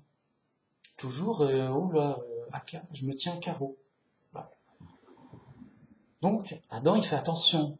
Tous les jours, il dit, bon, ah ouais, attention, il y a un fruit qui est super dangereux. Je vais mourir si j'en prends. C'est-à-dire que tout va bien, mais il y a un danger de mort là quand même. Attention. Tout va bien, mais il y a un danger de mort. Donc attention, et si je fais attention, tout ira bien. L'embêtant, c'est, voilà, la tentation du diable, Ève, c'était l'ambiance, on était fatigué un soir, je sais pas. Bon, bam. Il dit, oui, non, mais Ève, elle en a mangé, pourquoi ça va? Pourquoi pas moi? Enfin, alors que l'autre, imaginons que donc on a un Adam spécial, et ben juste Dieu lui dit, ne mange pas ce fruit, sinon tu auras une punition et je serai pas content et tu auras une punition et une rééducation avec un professeur. Donc déjà il n'y a plus l'idée de danger de mort. Il y a juste, bon, ça c'est interdit bien sûr, c'est pas bien. Donc je fais attention, voilà. Mais il n'y a plus de danger de mort. Voilà, je suis un peu plus tranquille. Dans le sens, voilà, je fais attention, mais c'est pas un danger de mort. Donc, c'est pas que le gars il peut tout se permettre, c'est que il est dans une autre configuration. C'est un peu, il n'y a pas de danger de mort autour de moi. Il y a certes des choses interdites et avec des punitions qui font mal. C'est une punition, c'est fait pour faire mal, hein. C'est pas fait pour jouer, quoi. Donc oui, il y a des interdits et des punitions, mais il n'y a pas de danger de mort. Donc, je fais attention parce que j'ai pas envie d'être puni. Mais si je me trompe, punition, rééducation. Et ça continue, et je gagne en expérience, bon. Voilà. Par contre, dans le cas de figure, c'est je suis tranquille chez moi, mais je sais qu'il y a un danger de mort autour de moi, je dois faire très attention. Voilà, donc bon, je vais pas insister 100 ans, je pense que c'est ok. J'aime bien faire le tour et le retour, jusqu'à bien exprimer le fond de ma pensée, c'est mon style, alors c'est comme ça. Et donc, heureux et saints ceux qui ont part à la première résurrection. Heureux, gros avantage. Et saints, c'est-à-dire ils sont parfaits, ils ont été jugés dignes par le monde de souffrir pour le Christ. Donc, voilà, quand même. Ils ont été bien rejetés par le monde. Donc c'est un avantage colossal. Ah, oui, c'est ça. Je me disais, j'ai oublié un truc. Il y a des martyrs qui peut-être ne vont pas être tués. C'est-à-dire, admettons qu'on chope des méchants chopent un chrétien, lui c'est un chrétien, tapons-le. Il tape, puis un autre jour pareil, tout, vraiment ils lui pourrissent la vie grave. Ok. Puis vraiment, ils font souffrir énormément, au point que c'est aussi pire, voire pire que la mort. Donc vraiment dur, dur. En termes de souffrance, parce que le gars, tu le tues, le gars, bon, t'es chrétien, oui, tu lui tires une balle dans la tête, bon, ça fait pas plaisir, mais je veux dire, ça dure une seconde qu'est-ce qui se passe? Ça fait peur une seconde, puis après il est mort, quoi. Donc en termes de souffrance, ça va pas chercher super lourd non plus, bien que c'est pas cool, quoi. Par contre, en termes de souffrance, le gars, on le torture et on lui fait du mal toute sa vie sans le tuer, juste t'as le max, tu payes le max. Alors, est-ce qu'ils vont être comptés comme les martyrs ou pas? Alors, je sais pas, en théorie non. Il faut être décapité, c'est-à-dire mis à mort, clairement. Bon. Donc, en théorie, non. Alors, pourtant, il a fait quelque chose d'énorme.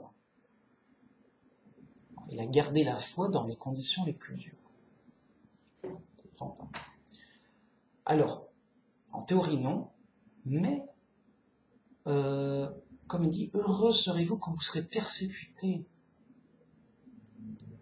de toutes sortes. Donc si le gars il a eu des persécutions, juste un calcul, juste énorme, juste grave et tout, c'est sa compensation et sa récompense vont être démultipliées. Alors peut-être que d'accord, il sera pas un ange spécial, mais il sera un ange ordinaire. Mais un ange ordinaire, juste le gars il aura des récompenses à perte de vue. Il aura même peut-être l'air plus glorieux que les anges martyrs spéciaux, sans avoir leurs caractéristiques spéciales, en termes de gloire, d'éclat, de renommée, de richesse céleste, de pouvoir, j'en sais rien en fait, mais des récompenses juste, t'en vois pas le bout, même en voyageant en fusée, quoi. C'est juste, non, tu sais pas. Donc la théorie veut qu'ils aient des récompenses juste trop affolantes, quoi. Donc juste le gars c'est plus une voiture de luxe qu'il a. C'est une planète de luxe, à lui tout seul. Oui, c'est ma planète de luxe. Je veux dire, c'est juste... Toi, tu voyages en planète de luxe. Alors que les autres, ils sont dans leur petite voiture. Ouais, c'est une belle voiture. Ouais.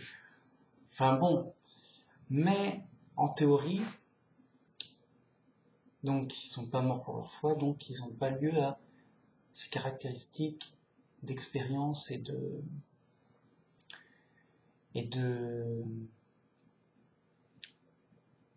sécurité en plus. Donc voilà, en fait, ce sera donc des récompenses colossales, énormes et super importantes et super, mais d'une autre catégorie. Ça c'est la catégorie martyr tué pour sa foi. L'autre, ça sera la catégorie persécution, mais ça peut aller super loin en termes de richesse, de trésors célestes que on ne connaît pas, mais dont il faut avoir confiance et conscience. Voilà. Donc il n'y a pas à avoir, on va dire que Dieu va faire ça bien, il n'y aura pas de jaloux. Voilà, c'est Dieu qui sait. Il faut faire confiance qu'il jugera et qui récompensera comme il faut, comme il se doit, en toute logique, en toute justice. Voilà, vraiment, et c'est ce qu'il fait. Alors peut-être que décapiter, ça veut dire, d'une manière plus large, tous ceux qui ont été tués ou vraiment persécutés durement. Ça peut être... voilà. Moi, je ne le fais pas dans... moi, je fais dans la Bible simple. Donc, moi, j'ai compris simplement que, voilà, les martyrs, ils ont ça en plus. Que de toute façon, il y a des récompenses pour tous les persécutés. Donc moi, a priori, j'ai compris comme martyr au moins quelqu'un qui était mort à cause des autres et de sa foi.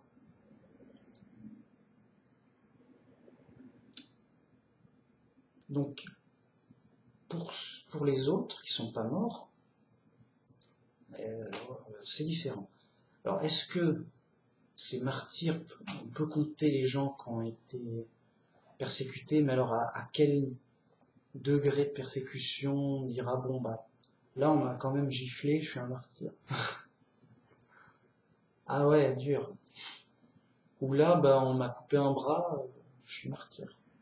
Ouais, dur, dur. C'est pas moi qui juge. Donc moi, je vous dis a priori, en fonction de la théorie, on est sur ce schéma simple, de compréhension simple et évident.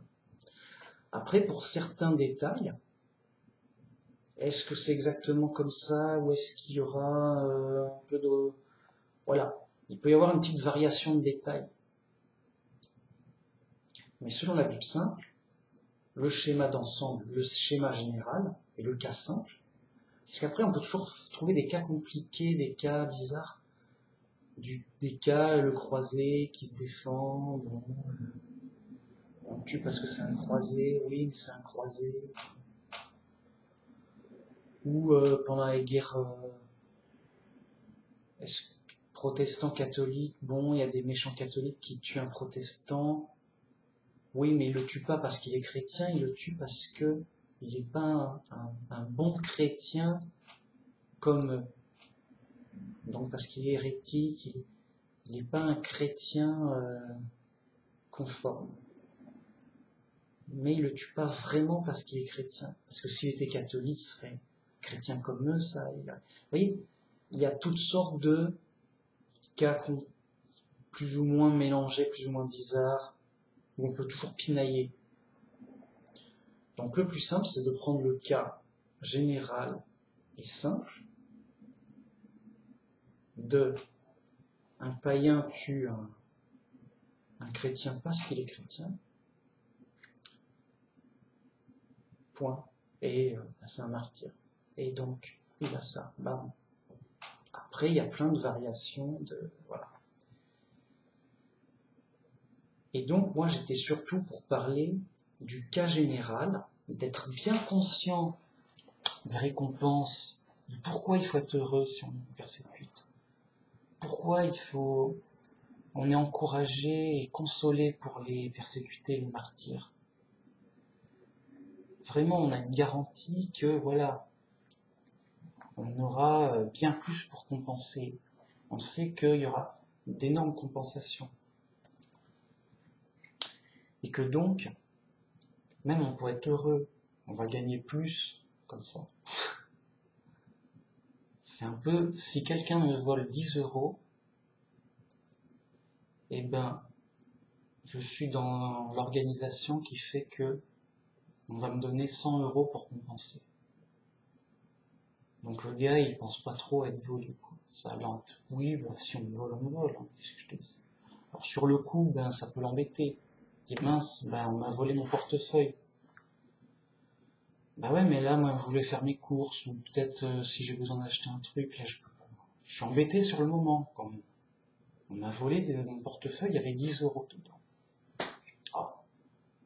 En plus, je dois faire une déclaration, oui, on m'a volé 10 €, il y a de la paperasse. Ah. Puis après, par la poste, je reçois 100 €. Il dit, voilà, on va vous voler 10 € selon la garantie de l'assurance que vous avez prise. voilà 100 euros pour compenser. Je suis bon, ok, ça va. Ça va, ça paye la patience que j'ai eue de ma perte. Voilà. Bon.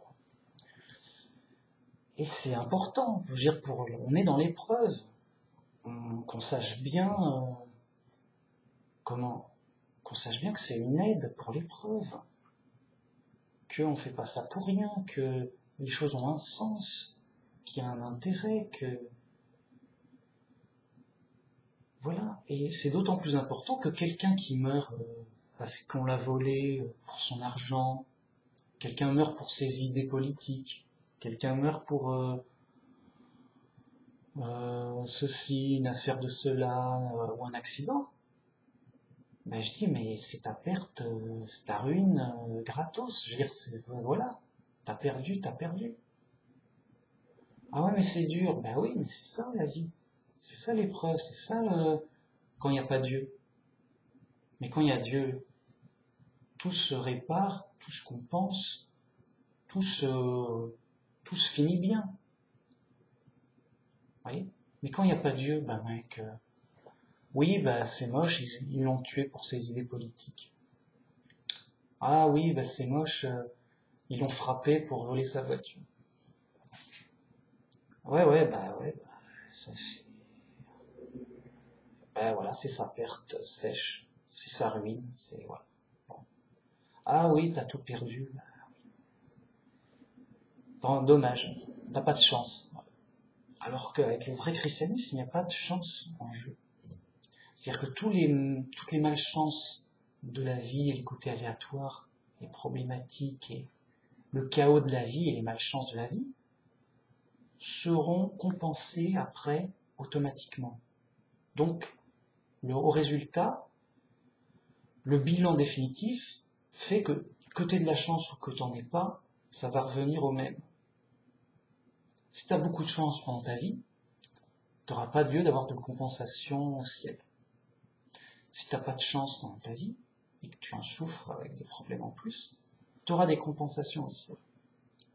Donc au final, on est tranquille, on dit, voilà, quoi qu'il arrive, je m'y retrouverai grâce à Dieu. C'est Dieu qui sauve, c'est Dieu qui aide, c'est Dieu qui nous garantit que ça va se finir bien. Et il n'y aura pas à être jaloux, ah ouais, ce chrétien, quel vénard, il a eu de la chance, vie de château, tout. Alors que, ouais, cet autre chrétien, oh, quelle malchance. Vraiment, il est né dans un pays difficile, guerre, persécution. Ils lui ont vraiment méchant. Ah, t'es chrétien, toi? Ah, il y a eu des persécutions graves au Japon, par exemple. Mais on ne veut pas de chrétiens. Ah, vous voulez encore être chrétien? Bah, on va vous montrer. Et il est persécuté en public. Voilà ce qu'on fait aux chrétiens. Et, et on continue. Non mais, oh, quelle malchance. Non, le Dieu de la chance, c'est pour les athées. Chance et malchance, athée et fou. Savoir, sécurité, vraie stabilité, solide. Dieu. Et le Christ, il a dit, construisez sur le roc. Quand par malchance des tornades, le vent, la pluie, le tonnerre va s'abattre, ça va tenir. Par contre, si vous construisez sur le sable, si par malchance il y a un ouragan, vent, tonnerre, pluie, la ruine sera totale. Voilà. Et donc, avec Dieu, c'est une pleine assurance que on s'y retrouve, d'une façon ou d'une autre. Sans Dieu, c'est une pleine assurance que ça, tôt ou tard, ça finira par la ruine. Soit par un accident, soit par un coup de malchance, soit par des voleurs, des brigands, ou de toute façon par la vieillesse et la mort qui sont inéluctables. Tout est connu d'avance, tout est réglé, je veux dire, c'est pas compliqué, t'as déjà le programme. Tu sais déjà, voilà, il n'y a plus qu'à. C'est simple. La Bible simple, c'est simple, en fait. Et donc voilà, une fois qu'on l'a bien compris, je veux dire, c'est réglé. Il y a, voilà, oui, voilà, c'est comme ça, c'est pas autrement. Et voilà pourquoi il faut aller là et pas là. C'est évident, c'est clair. En fait, une fois qu'on est dans la Bible simple, bien comprise, bien réfléchie, on a une pleine conscience, on voit comme en plein jour. On se dit, oui, il fait jour, là il y a un chemin, là il y a un ravin, là il y a un arbre, on se dirige normalement. Mais si on est en pleine nuit, nuit noire, mais le gars il n'ose pas bouger, Dieu, pourquoi il est là plutôt que là? Et puis même pour d'autres, s'il est dans un brouillard, tout est flou. Ouais, je crois que c'est quoi là? Je sais pas. Et là, on dirait un arbre, je sais pas. Et là, c'est une route ou un ravin, j'ai du mal à dire, je sais pas. Et donc, ça donne pas grand-chose. Eh les chrétiens sont dans le brouillard épais. Les autres sont dans le noir complet. C'est pire. Un chrétien, c'est mieux. Des fois, il y a un peu moins de brouillard que le brouillard suivant le temps. Bon, il y a un peu moins de brouillard. Mais souvent, c'est épais. Des fois, c'est léger. Quand on est dans la Bible simple, on voit les choses comme en plein jour. Et on s'étonne. Mais enfin, vous voyez pas. Vous voyez pas. Mais enfin, ils sont fous. Mais ils sont fous. Vous voyez pas. Et c'est écrit simplement. C'est évident. Vous réfléchissez. Vous avez des yeux. Toujours dans l'étonnement. Et pourtant, c'était prophétisé. Ils ont des yeux, mais ils ne voient pas. Ils ont des oreilles, mais ils n'entendent pas. Et on vous le dit. Oui, mais on n'entend pas. On parle à des sourds. On parle à des aveugles. Vraiment, les prophéties se réalisent clairement comme ça. Ils ont des yeux, mais ils ne voient pas. Ils ont des oreilles, mais ils n'entendent pas.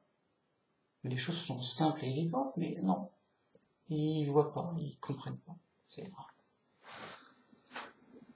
Bon, c'est pour ça que moi je fais ces vidéos plus pour moi-même, pour bien clarifier les choses, pour témoigner aux gens, mais j'espère même plus que les gens comprennent. Je veux dire, je dis des banalités simples, je répète la Bible, mais j'espère pas, j'ai pas trop d'espoir que les chrétiens comprennent. Peut-être quelques-uns, c'est pas impossible, mais vraiment je suis habitué à ce que les chrétiens soient bien dans la confusion, dans le brouillard, bien. Pour moi, c'est la norme que quelqu'un ne comprenne pas. Les choses simples et logiques. Pour moi, c'est la norme que le monde est fou. Oui, le monde est fou, oui. Mais c'est pas un jeu de mots, c'est pas une façon de parler. Alors, ils sont pas fous dans les choses qu'ils voient, mais dès qu'on dépasse les choses qu'ils voient, ça part dans tous les délires. Donc, ils ont pas l'air fous parce qu'ils conduisent, ils voient une porte, ils l'ouvrent. Pour les choses qu'ils voient dans leurs limites, c'est ok. Mais sinon, c'est plus ok. C'est n'importe quoi. Dès que ça dépasse les limites de leur perception directe. Comme un animal, quoi. Un animal, il voit un mur, il y a un mur. Ça va. Il voit un autre animal, il fait attention, il est ok. Il voit de l'herbe, il voit de l'herbe. Un animal, ok. Il est pas fou, il voit ce qu'il voit. Et il en tient compte. Mais l'animal, il réfléchit pas plus. Il dit voilà, il réfléchit pas comme les humains. Il réfléchit pas, quoi. Dans le sens comme les humains.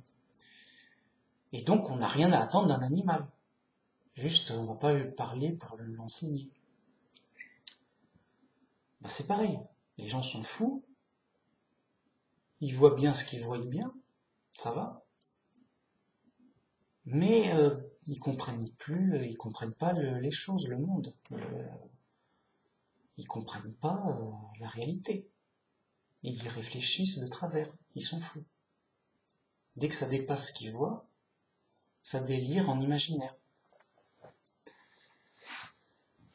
C'est comme ça. Et donc, grâce à Dieu, certains sont moins fous que d'autres, et en cherchant Dieu et en cherchant la vérité, on se corrige de ses erreurs, et Dieu nous forme l'esprit, et nous guérit et nous corrige de plus en plus de cette folie naturelle et normale, jusqu'à ce que, grâce à la Bible, on ait une pleine compréhension de l'ensemble, et on se dit, ben voilà, je connais l'essentiel des choses. Je sais pourquoi on en est là, qu'est-ce qui se passe. Je suis au courant. Ok. Pourquoi? Parce que j'ai cru. Ben, Dieu qui m'a dit les choses. Dieu, c'est lui qui sait tout, qui est au courant. Il m'a dit, bah écoute, il s'est passé ça, il y a eu ça, je vais faire ça, il faut faire ça. Et moi, j'ai bien écouté, j'ai bien compris. Ah bah oui, il y a eu ça, oui, ok. Et ça s'est passé, il s'est passé ça. Oui, il faut faire ça, oui, ok. Et j'ai bien compris, et je dis, bah oui, ok. Oui, ça tient debout, c'est clair, tout s'explique. Et donc, je suis un vrai chrétien qui a bien compris la Bible simple. Et donc, grâce à la foi, j'ai pu me former, travailler ma foi pour une pleine compréhension, un plein avantage de comprendre et d'être bien guidé, bien aidé au maximum, quoi. En tout cas, pour moi, c'est clair et net, quoi. Je veux dire, c'est réglé. J'ai pas besoin d'un professeur chrétien qui va me dire, oui, écoute, je vais t'apprendre le christianisme, il y a des lacunes. Moi, j'ai envie de dire, non, mais merci, ça va, j'ai l'essentiel déjà. Je suis plutôt à... Bon, alors si on m'apprend des détails, tant mieux. Mais bon, je cherche pas de professeur, quoi. Je vais te dire, ça va, j'ai lu la Bible, c'est bon, j'ai compris, quoi. Je connais le programme. Je vois, c'est clair. Bon. Donc, moi je conseille pas de professeur aux gens. Je leur conseille juste, revenez à la Bible simple. Lisez l'évangile simple. Et voilà. Vous êtes au courant. Et si vous y croyez, c'est ok. On vous dit les choses. Dans la Bible et dans l'évangile. Simplement. Donc, un professeur, c'est presque là pour répéter l'essentiel, faire de la révision. Oui, alors, est-ce qu'on a bien compris? Est-ce que tous les points, est-ce qu'on n'a rien oublié? Voilà. Donc, c'est pour ça que il faut pas écouter le professeur, il faut écouter la Bible. Le professeur est là pour justement répéter la Bible pour réviser, voir si on a bien révisé, si on a bien compris. Et s'il y a des désaccords, je dis tiens, ben moi j'ai pas vu ça, bah, tant mieux. Ça sera un truc à revérifier. Mais pas revérifier pour dire, pour être d'accord avec le professeur. Parce que c'est un professeur renommé, donc il a forcément raison, j'ai forcément tort. Non. Vérifier pour savoir qui déjà des deux a tort, si on peut dégager une certitude, si les preuves sont assez lourdes, mais de toute façon, c'est nous-mêmes. On doit se faire sa conviction sur le texte. Puis après, on est d'accord, on n'est pas d'accord, on n'est pas d'accord. C'est nous qui engageons notre vie. C'est pas sa vie. Enfin, sa vie. Et donc, comme il y a des professeurs de partout qui disent des choses différentes et tout, à un moment, on est bien obligé de savoir ce que nous, on en pense vraiment. On va pas choisir un professeur au pif. Vous voyez? Ou dire, bon, lui, il a l'air intelligent, il a l'air sérieux, il parle bien, je vais le croire lui. D'accord, mais qu'est-ce qu'il dit? Oh, il doit savoir ce qu'il dit. Oui, ben, La Bible est simple. Voilà. Je vais me répéter en boucle. C'est la chaîne de la répétition. Genre, bonjour, je vais répéter la Bible simple et je vais me répéter simplement. Le tout en répétition tout le temps. Jusqu'à ce que j'en ai marre de faire des vidéos. Waouh, elle est pas mal ta chaîne. C'est la chaîne répéter la vérité, répéter le simple, répéter l'évidence. Voilà, pour bien que ce soit sûr et carré, quoi. Ok, bah pourquoi pas, chacun fait ce qu'il veut. Hein. Moi ça m'amuse, enfin ça m'intéresse, quoi. Vraiment. J'aime bien expliquer à fond en tournant les choses bien simples, au moins pour moi-même, pour bien voir, ok, voilà comment. Donc il y a un sujet qui m'intéresse, ça m'intéresse d'en parler.